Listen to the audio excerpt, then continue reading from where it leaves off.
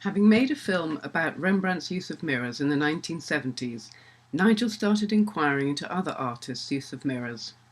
And quite obviously, Velazquez in Las Meninas here is a pretty obvious example.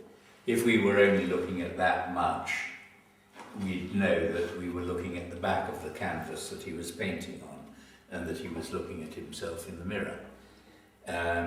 Las Meninas is 10 foot high, and so it's pretty obvious that's the back of Las Meninas.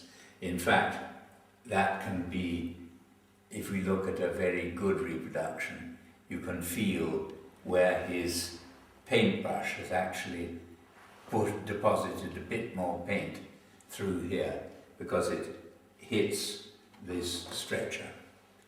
But there are in fact 6 or 7 other reasons why he used a mirror, definitely used a mirror.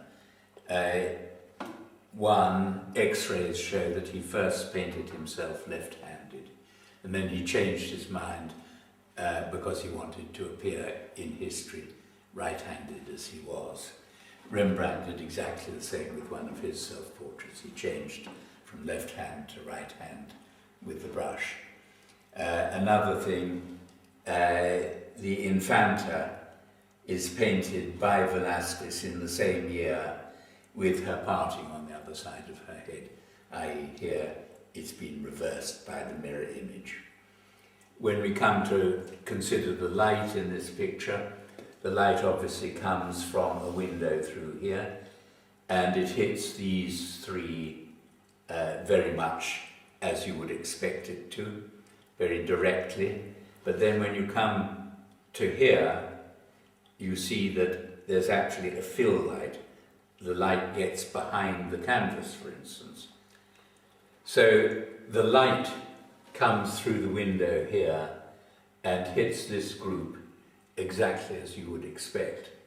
But then when you come to look at this part of the picture, there's what photographers would call a fill light, and in fact the light hits the mirror and comes back into this group so that it's coming from a different direction. It even gets behind the canvas here, which is in considerable light there. Another interesting thing is that in the composition we have this Menina kneeling so that Velazquez can see the whole reflection over the top of her head. Perhaps the most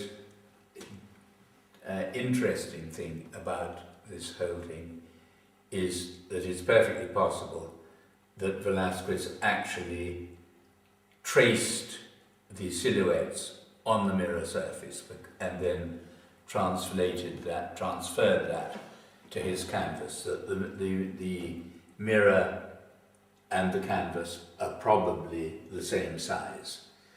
Interestingly, Velazquez was in the process of redecorating the Hall of Mirrors, which was in the Royal Palace in Toledo.